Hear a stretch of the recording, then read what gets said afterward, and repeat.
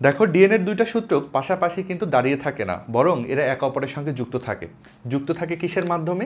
এই নাইট্রোজেন ক্ষারগুলোর মাধ্যমে। অ্যাডেনিন নামের যে নাইট্রোজেন ক্ষার, নাইট্রোজেন বেস, এটা গিয়ে যুক্ত হয় থাইমিনের সাথে। অ্যাডেনিন কিন্তু কখনোই গুয়ানিন অথবা সাইটোসিনের সঙ্গে যুক্ত হবে না। আবার এদিকে সাইটোসিন সবসময় গিয়ে যুক্ত হবে গুয়ানিনের সাথে। এই সাইটোসিন কখনোই অ্যাডেনিন বা থাইমিনের সঙ্গে যুক্ত হবে না। অর্থাৎ যুক্ত হওয়ার কিছু নিয়মকানুন আছে। অ্যাডেনিন যুক্ত হবে থাইমিনের সাথে, বিপরীতভাবে বললে থাইমিন যুক্ত হবে অ্যাডেনিনের সাথে। আর নিয়ম হচ্ছে গুয়ানিন যুক্ত হবে সাইটোসিনের সাথে বা সাইটোসিন যুক্ত হবে গুয়ানিনের সাথে। তাহলে বুঝতে পারছো যে অ্যাডেনিন থাইমিনের সাথে যুক্ত হবে, থাইমিন অ্যাডেনিনের সঙ্গে যুক্ত হতে পারবে, ভালো কথা। কিন্তু কখনোই অ্যাডেনিন গুয়ানিনের সঙ্গে যুক্ত হবে না, কখনোই অ্যাডেনিন সাইটোসিনের সঙ্গে যুক্ত হবে না। বুঝতে পারলে? এগুলো হবে না। আবার গুয়ানিন যুক্ত হবে সাইটোসিনের সাথে, সাইটোসিন যুক্ত হবে গুয়ানিনের সাথে, ভালো ব্যাপার, ওই একই জিনিসই। কিন্তু কখনোই গুয়ানিন অ্যাডেনিনের সঙ্গে যুক্ত হবে না, কখনোই গুয়ানিন থাইমিনের সঙ্গে যুক্ত হবে না, এগুলো হবে না। বুঝতে পারছো? তাহলে অ্যাডেনিন অলওয়েজ থাইমিনের সাথে যুক্ত হবে, গুয়ানিন অলওয়েজ সাইটোসিনের সঙ্গে যুক্ত হবে। অ্যাডেনিন থাইমিন জোড়া বাঁধবে, গুয়ানিন সাইটোসিন জোড়া বাঁধবে, অন্য আর কোনো জোড়া সম্ভব না। খেয়াল করে দেখো, এখানে কিন্তু তাই করেছি আমি। অ্যাডেনিন থাইমিনকে জোড়া বাঁধাই দিছি, এই যে দেখো অ্যাডেনিন থাইমিনের সঙ্গে জোড়া বাঁধাই দিছি। এখানে দেখো গুয়ানিন সাইটোসিন জোড়া বেঁধে আছে, গুয়ানিন সাইটোসিন জোড়া বেঁধে আছে। আমি এভাবেই এঁকেছি কারণ আমার প্ল্যান ছিল যে সামনে গিয়ে যেন এদেরকে সংযোগ করে দিতে পারি। আসলে এই অ্যাডেনিন এই থাইমিনের সাথে এক ধরনের দুর্বল হাইড্রোজেন বন্ধন তৈরি করে। হাইড্রোজেন বন্ধনের কথা তোমরা কেমিস্ট্রিতে পড়বে, কোন জানি একটা অধ্যায়ে দেওয়া আছে। আমি হাইড্রোজেন বন্ধন নিয়ে বিস্তারিত কিছু বলতে চাচ্ছি না, জাস্ট এইটুকু বলি। এই সূত্রকের অ্যাডেনিন নামে নাইট্রোজেন ক্ষার এই সূত্রকের থাইমিন নামে নাইট্রোজেন ক্ষারের সঙ্গে যুক্ত হবে দুর্বল হাইড্রোজেন বন্ধনের মাধ্যমে। হাইড্রোজেন বন্ধনকে আসলে ডটের মাধ্যমে দেখানো হয়, ডট ডট করে দেখানো হয়। দেখা যায় যে অ্যাডেনিন থাইমিনের সঙ্গে এরকম হাইড্রোজেন বন্ধন তৈরি করে যুক্ত হয়ে গেল। কয়টা বন্ধন তৈরি করলো বলো তো? দুইটা। অ্যাডেনিন থাইমিনের সঙ্গে দুইটা হাইড্রোজেন বন্ধন তৈরি করে। এই যে এখানে দেখো অ্যাডেনিন থাইমিন, এরাও কিন্তু এরকম দুইটা হাইড্রোজেন বন্ধন তৈরি করবে। একটা বন্ধন হলো, এই যে দুইটা বন্ধন, এখানেও দুইটা বন্ধন, এখানেও কিন্তু দুইটা বন্ধন। খেয়াল করো, দুইটা বন্ধন, ডট ডট করে বন্ধনগুলোকে দেখানো হয়। হাইড্রোজেন বন্ধনকে ডটের মাধ্যমে দেখানো হয়। এখানে আবার ডট আবার গুনে দিও না, আমি 5টা দিছি বলে তুমি 5টা দিবে এমন না, ইচ্ছে মতো দিবে। ডট দিয়ে হাইড্রোজেন বন্ধন দেখানো হয়। বই অনেক সময় দাগ দিয়ে দিয়েও বন্ধন দেখানো হয়েছে, ভুল যে তাও না, ভুল হবে না, এটা আসলে দেখাতে পারলেই হলো। তাহলে মনে রাখতে হবে অ্যাডেনিন থাইমিনের সঙ্গে দুইটা হাইড্রোজেন বন্ধন তৈরি করে, অ্যাডেনিন থাইমিনের সঙ্গে দুইটা হাইড্রোজেন বন্ধন তৈরি করে। কিন্তু গুয়ানিন আর সাইটোসিন এরা 3টা হাইড্রোজেন বন্ধন তৈরি করে। খেয়াল করো, এই যে একটা বন্ধন, দুইটা বন্ধন, 3টা হাইড্রোজেন বন্ধন। বুঝতে পারছো? গুয়ানিন এবং সাইটোসিন 3টা হাইড্রোজেন বন্ধন করে, অ্যাডেনিন থাইমিন 2টা হাইড্রোজেন বন্ধন তৈরি করে। এই যে এখানে দেখো গুয়ানিন সাইটোসিন আছে, এরাও 3টা বন্ধন তৈরি করবে। দেখো একটা বন্ধন হলো, দেখো 2টা বন্ধন হলো, দেখো 3টা বন্ধন হলো। অ্যাডেনিন থাইমিন পরস্পরের সঙ্গে 2টা হাইড্রোজেন বন্ধন তৈরি করে, গুয়ানিন সাইটোসিন পরস্পরের সাথে 3টা হাইড্রোজেন বন্ধন তৈরি করে। এই তো, এভাবে কিন্তু আমরা বন্ধন তৈরি করে ফেললাম। বুঝতে পারছো? এবার তোমাদের 2টা কোশ্চেনের উত্তর দেই আমি। তোমাদের প্রথমে আমি জিজ্ঞেস করেছিলাম যে বলো তো ডিএনএর গঠনের সময় 2টা সূত্রকের নাইট্রোজেন ক্ষারগুলোকে আমরা ভেতরের দিকে কেন রাখলাম এবং একটা সূত্রক অপর সূত্রের উল্টো দিকে কেন রাখলাম? এই 2টা উত্তর তোমরা দেখো। দেখো, আমাদের উদ্দেশ্য ছিল অ্যাডেনিনের সঙ্গে থাইমিনের সংযোগ ঘটানো, আমাদের উদ্দেশ্য ছিল গুয়ানিনের সঙ্গে সাইটোসিনের সংযোগ ঘটানো। 2টা সূত্রকে যদি আমরা পাশাপাশি রাখি তাহলে কেমন অবস্থা হবে দেখো। এটা একটা সূত্রক, এটা একটা সূত্রক। মনে করো সূত্রকগুলো পাশাপাশি অবস্থান করছে, নিউক্লিওটাইড আছে, এখানে অ্যাডেনিন আছে, এখানে মনে করো হচ্ছে সাইটোসিন আছে, এখানে থাইমিন আছে, এখানে গুয়ানিন আছে, এখানে অ্যাডেনিন আছে, এখানে সাইটোসিন আছে। এই সূত্রকটাতেও মনে করো হচ্ছে এরকম আছে, এখানে থাইমিন, এখানে গুয়ানিন, এখানে হচ্ছে অ্যাডেনিন, এখানে সাইটোসিন, এখানে থাইমিন, এখানে গুয়ানিন। এভাবে দেখো 2টা সূত্রককে যদি আমরা পাশাপাশি রাখতাম তাহলে কিন্তু আমরা সংযোগ করতে পারতাম না। এই যে দেখো, আমাদের উদ্দেশ্য ছিল অ্যাডেনিনের সঙ্গে থাইমিনের একটা সংযোগ ঘটানো, আমরা কি করতে পারতাম? এটা না। আমরা কখন এদেরকে সংযোগ করতে পারবো? যখন এই সূত্রকে এবং এই সূত্রকে উল্টা করে আমরা রাখবো। অর্থাৎ আমরা যখন এভাবে দিব দুইটা সূত্রকে উল্টা করে যখন আমরা স্থাপন করে দিব, এখানে আমরা থাইমিন দিব, গুয়ানিন দিব, অ্যাডেনিন দিব, সাইটোসিন দিব, থাইমিন দিব, গুয়ানিন দিব। দেখো এখন আমরা যখনই দুটো সূত্রকে উল্টা করে দিছি তখনই কিন্তু দেখো নাইট্রোজেন ক্ষারগুলো একে অপরের মুখোমুখি চলে এসছে। নাইট্রোজেন ক্ষারগুলো সামনাসামনি মুখোমুখি চলে এসছে। বুঝতে পারছো? তোমরা দুজন মিলে, দুই বন্ধু মিলে সংলাপ করতে চাও, আলাপ করতে চাও, পরস্পরের সঙ্গে গল্প করতে চাও। তোমরা দুজনে পাশাপাশি দাঁড়ালে, এক পাশে দাঁড়ালে আরেকজন আরেক পাশে দাঁড়ালে, তোমাদের কথা বলতে অসুবিধা হবে। নিয়ম কি বলো? দুজনে মুখোমুখি দাঁড়ানো, তাই না? দুজনে মুখোমুখি বসা, এটাই তো আসলে হচ্ছে আলাপ আলোচনা করার বা সংযোগ করার সবচেয়ে ভালো উপায়। এই জন্য দেখো সবাই একে অপরের মুখোমুখি থাকে। বলো তো এবার নাইট্রোজেন ক্ষারগুলোকে কেন ভেতরের দিকে রাখা হলো? কারণ তারা একে অপরের সঙ্গে যেন সংযোগ করতে পারে। এটা খুব পরীক্ষায় আসে যে ডিএনএর যে নিউক্লিওটাইডগুলো তাদের নাইট্রোজেন ক্ষারগুলো কোথায় থাকে? ভেতরের দিকে থাকে। নাইট্রোজেন ক্ষার ভেতরের দিকে। বাইরে কে বলো তো? Phosphoric acid. এটাও একটা ভালো প্রশ্ন যে ফসফরিক অ্যাসিডগুলো সবসময় বাইরেই থাকে কেন? এটারও একটা সুন্দর লজিক আছে। এই ফসফরিক অ্যাসিডগুলো কেন বাইরেই থাকে? তোমরা দেখলে যে ফসফরিক অ্যাসিড না, এগুলো অ্যাকচুয়ালি ফসফেট। আর ফসফেটের মধ্যে কিন্তু অনেকগুলো নেগেটিভ আয়ন ছিল, অনেকগুলো নেগেটিভ চার্জ ছিল।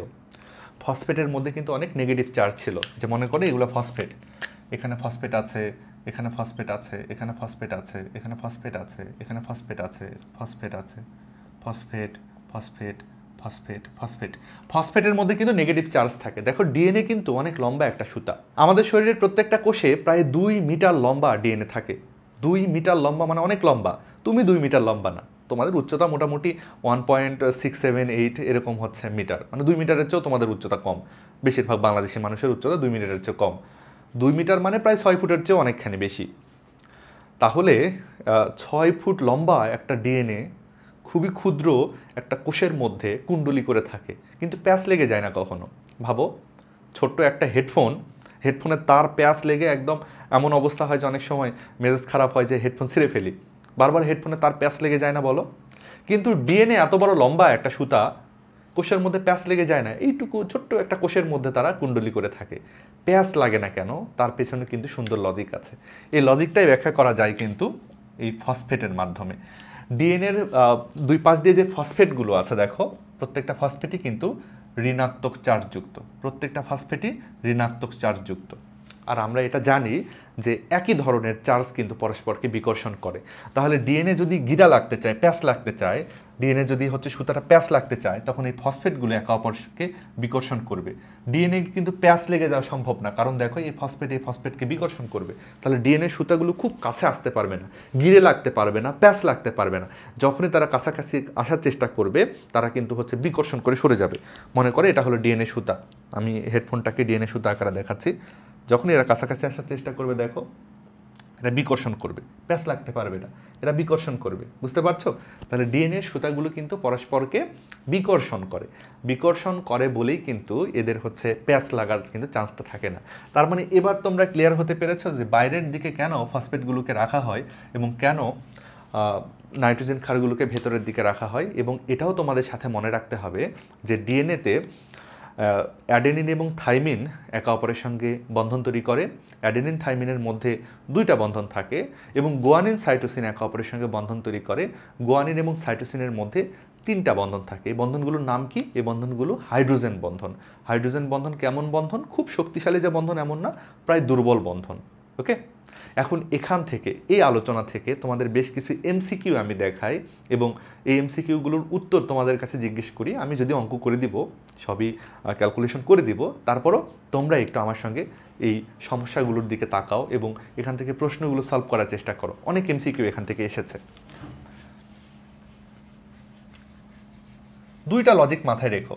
অ্যাডেনিনের সামনে থাইমিন হবে, থাইমিনের সামনে অ্যাডেনিন হবে, গুয়ানিনের সামনে সাইটোসিন অথবা সাইটোসিনের সামনে গুয়ানিন হবে এবং অ্যাডেনিন থাইমিন জোড়া 2টা হাইড্রোজেন বন্ধন দিয়ে গঠিত হবে।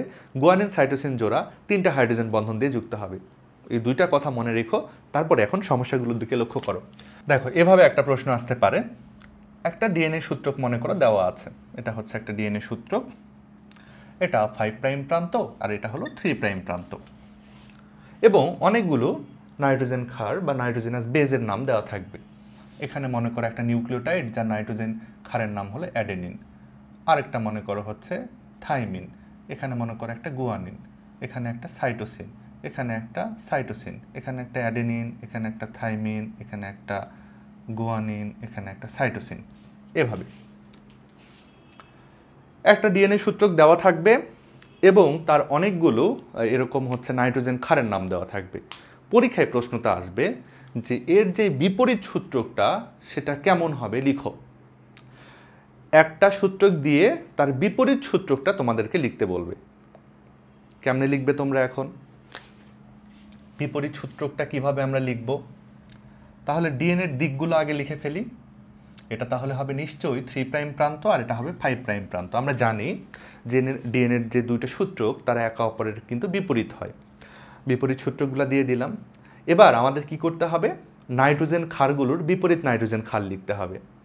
অ্যাডেনিনের বিপরীতে থাইমিন, গুয়ানিনের বিপরীতে সাইটোসিন।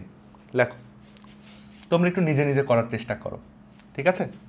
তোমাদেরকে আমি একবার পজ করে নিতে বলছি, এটা একটু পজ করে নাও, ভিডিওটা একটু থামাও, থেমে বইয়ে এই কয়টা তোমরা নিউক্লিওটাইড লিখে নাও খাতায়, তারপরে খাতায় নিজে একটু সলভ করো, করে আমার সাথে মিলিয়ে দেখো তোমরা পারো কি না। দেখো, অ্যাডেনিনের বিপরীতে আমাদের লিখতে হবে থাইমিনকে, থাইমিনের বিপরীতে লিখতে হবে অ্যাডেনিনকে, গুয়ানিনের বিপরীতে লিখতে হবে আমাদের সাইটোসিনকে। এটাই তো নিয়ম, তাই না?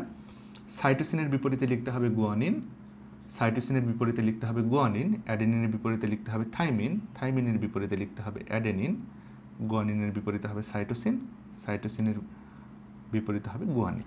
এই তো, পারবে না? আমার মনে হয় খুবই সহজ এটা, আর এটা অনেকবার পরীক্ষায় এসছে, সামনে আরও আসতে পারে। আমার বিশ্বাস তোমরা সবাই পারবে এটা। তোমাদের একটা মজার ব্যাপার বলি, আমি যখন ইউনিভার্সিটির ফার্স্ট ইয়ারে ছিলাম তখন এই টাইপের জিনিসপত্র আমাদেরও কিন্তু পরীক্ষায় আসতো। দেখো কত সহজ জিনিস কিন্তু অনেক অ্যাডভান্স লেভেলও পরীক্ষায় আসে। আমার এটাও মনে আছে, ইউনিভার্সিটির থার্ড ইয়ারে যখন ছিলাম তখন আবার আমাদের ডিএনএ আরএনএ এগুলো নিয়ে একটা কোর্স ছিল, ওখানেও এই প্রশ্ন এসেছিল। কাজেই এটা তোমাদের ভালো করে পারতে হবে কিন্তু, আমার মনে হয় তোমরা পারবে।